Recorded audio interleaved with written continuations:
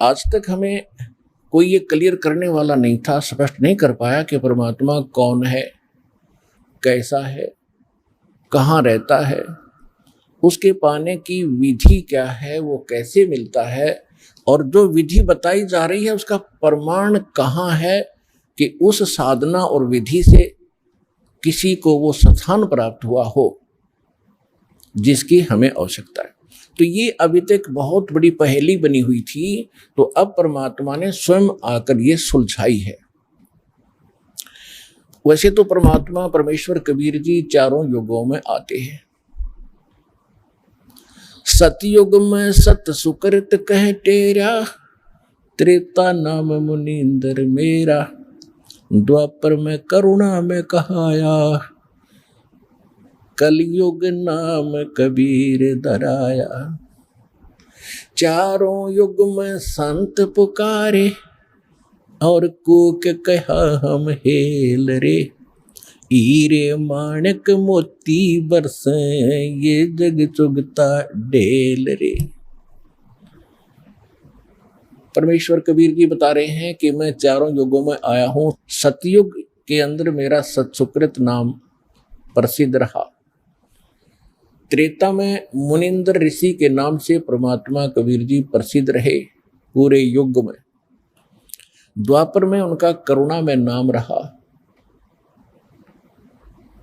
और कलयुग में उस परमात्मा का वास्तविक जो नाम है कबीर साहब, कबीर देव, अल्लाहू अकबर, ये पूरे कलयुग में यही रहेगा। वैसे प्रत्येक युग में परमात्मा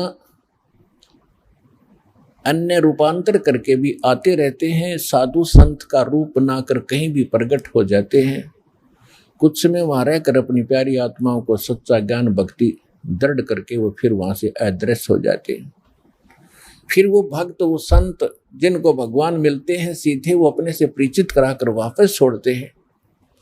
वो संत भी उस परमात्मा के आंखों देखा गुणगान, उसकी महिमा का वर्णन किया करते हैं। आज आप जी को इस समागम के दौरान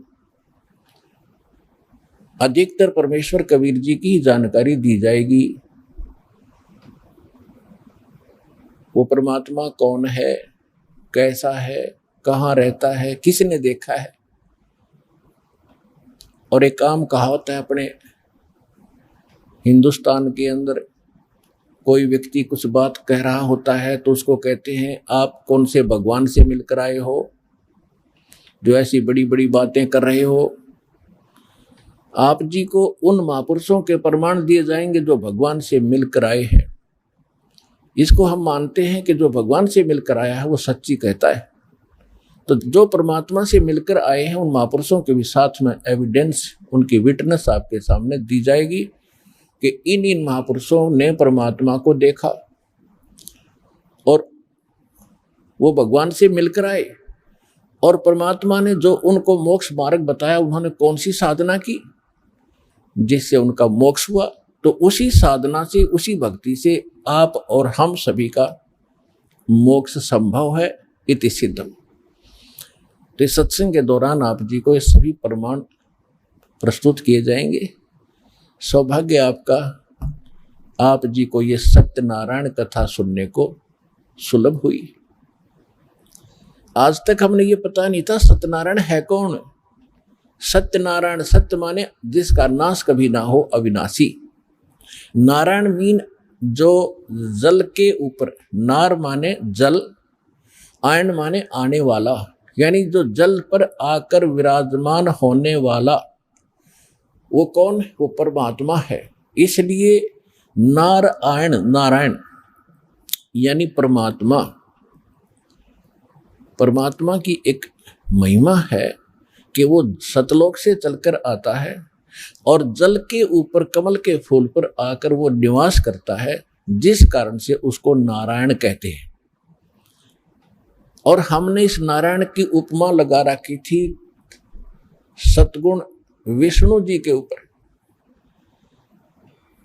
सतगुण विष्णु जी जो है, इसको हम सत्यनारायण मानते थे।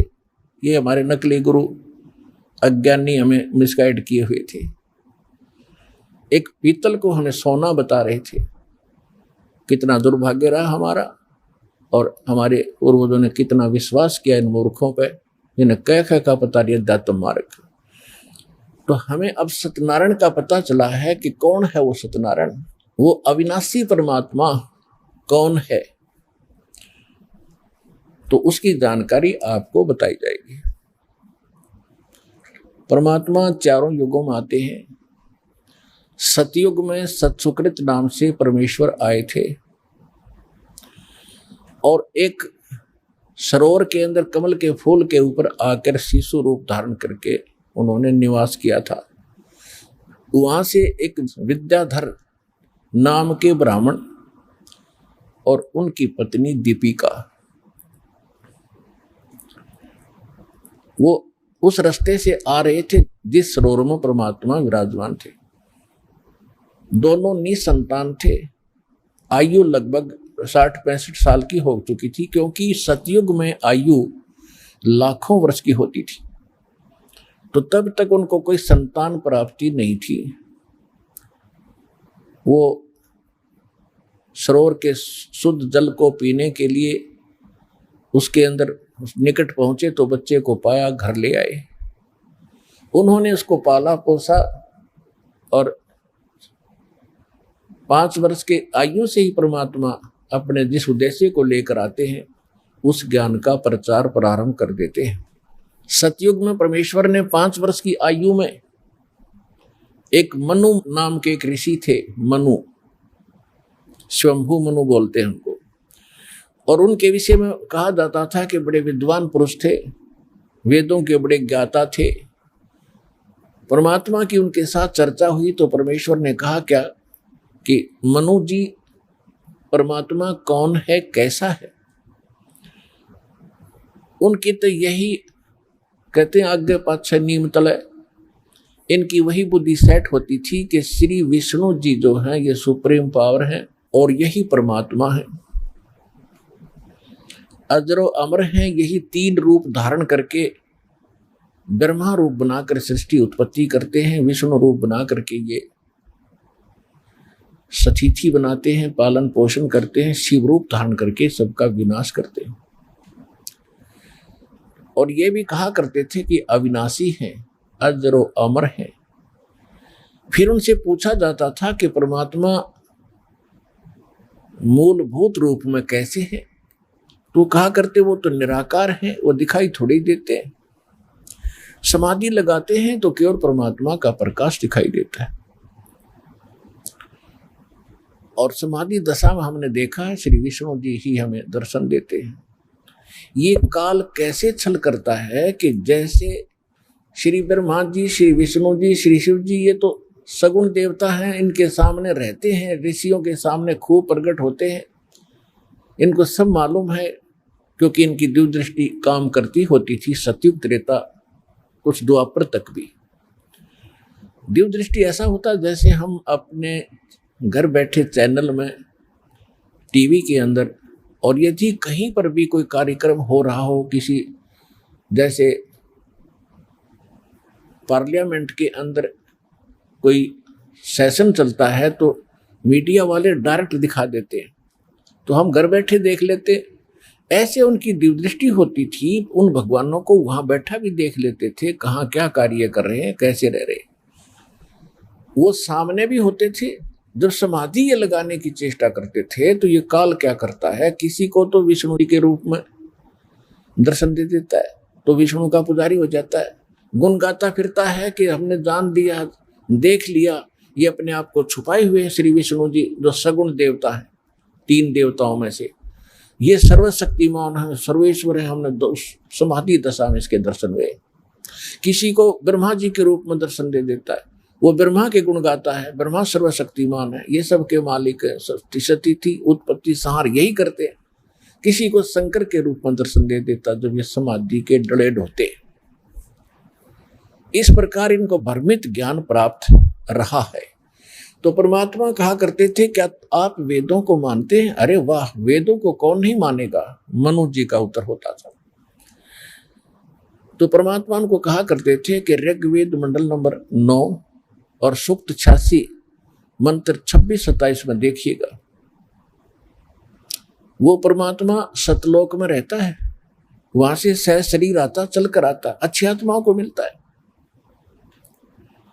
लेकिन कहते हैं राज तजना सहज है, सहज त्रिया का ने, मान बढ़ाई ईर्षा दुर्लभ तजना। ये राज्य भी त्याग सकता है इंसान और अपनी स्त्री का मोह भी त्याग सकता है, लेकिन मान बढ़ाई और ईर्षा को नहीं छोड़ सकता। और मान बढ़ाई ईर्षा छोड़े बिना भगवान नहीं मिल सकते। तो इन ऋषियों के सामने ये 8 अड़गी मान बढ़ाई की हम ब्राह्मण, हम विद्वान पुरुष, सर्वश्रेष्ठ मानव, और ये क्या जाने कल का बच्चा। लेकिन उस समय परमात्मा भी ब्राह्मण ही कहलाते थे, क्योंकि ब्राह्मण के घर प्रवेश हो रही थी और ब्राह्मणों की बात उस समय सुनी जाती थी, अन्य की तो कोई सुनता ही नहीं था। तो ये कहकर टाल देते थे कि ये विद्याधर का बालक मूर्ख है, ये पता नहीं कौन इसके कमबख्त पैदा हो गया है, इसकी बातें मत सुनो, ये तो ऊट पटांग बकवास करता है, सारी उल्टी बातें करता है और खुद को ये भगवान कहता है। और परमात्मा कहा करते, जो उसमें कबीर देव लिखा है ना तुम्हारे वेदों में, वो कबीर देव मैं ही हूं। लेकिन ये उनका गले बात उतरी नहीं और परमेश्वर को वामदेव कहने लगे। वामदेव, वामदेव का अर्थ होता है उल्टा ज्ञान देने वाला देवता। वाम माने उल्टा, जैसे दाएं हाथ को कहते हैं सुल्टा हाथ और बाएं हाथ को कहते हैं उल्टा, बामा। तो ऐसे उन्होंने उसका वामदेव माने उल्टा अर्थ लगाने वाला, उल्टा ज्ञान बताने वाला वामदेव नाम पक गया मालिका सत सुकृत के स्थान पर, जबकि उल्टा ज्ञान स्वयं दे रहे थे और परमात्मा सत कह रहे थे उसके बारे में। ये ऐसा अपना मन गढ़ंत कहानियां बनाकर मालिक की बात मानी नहीं। फिर भी परमात्मा उनको लज्जित बहुत करते थे, शर्मिंदा बहुत करते थे, सभा में खड़े हो जाते थे, झूठ बोल रहे हो पंडित आप, ऋषि जी आप गलत बोल रहे हैं। परमात्मा वेदों में कोई और लिखा है, उस नर आकार लिखा है, मनुष्यवत लिखा है। लेकिन उस समय इन वेदों को पढ़ने वाले चंद ऋषि होते थे और उनकी रोजी रोटी और प्रभुता उनके साथ अड़ी रही। भगवान के सत्य को उन्होंने स्वीकार नहीं किया। त्रेता में परमात्मा आए थे मुनिंद्र ऋषि के नाम से। अब आपको संक्षिप्त सा विवरण दे करके पिछला फिर कलयुग के अंदर जो मालिक आए थे उसकी जानकारी, वो लीलाएं आपको अधिक सुनाई जाएंगी, क्योंकि वो तो आज प्रत्यक्ष है हमारे सामने। उन घटनाओं की जो लीला की थी दाता ने, आज भी हमारे पास उनके अवशेष बचे हैं और हमें आसानी से विश्वास हो सकता है कि परमात्मा कैसी लीला करता है और वो कौन है। तो जब परमात्मा त्रेता युग में आए थे, मुनिंद्र ऋषि के नाम से मालिक प्रसिद्ध हुए। उस समय वही सतयुग वाली जो आत्मा विद्याधर की थी, वही आत्मा वेदविद ब्राह्मण के रूप में जन्म हुआ और वही दीपिका नाम की उसकी पत्नी, सूर्या नाम की उसकी पत्नी बनी। उस जीवन में भी वो निसंतान थे। उनको भी परमात्मा त्रेता युग में भी ऐसे ही जल के अंदर कमल के फूल पर शिशु रूप में प्राप्त हुए। और जब भी परमात्मा जिस युग में आते हैं, उनकी लीला कंवारी गायों से, उनकी परवरिश की लीला कंवारी गायों से होती है, अन्यथा वो टच नहीं करते किसी दूध को, जल को, आहार को। फिर कंवारी गाय लाई जाती है, उस पर परमात्मा का आशीर्वाद होता है, वो दूध देने लगती है जब वो दूध पीते हैं। और वो दूध आता कहाँ से है? सतलोक से आता है। तो इस प्रकार प्रत्येक युग में मालिक की परवरिश की लीला हुई।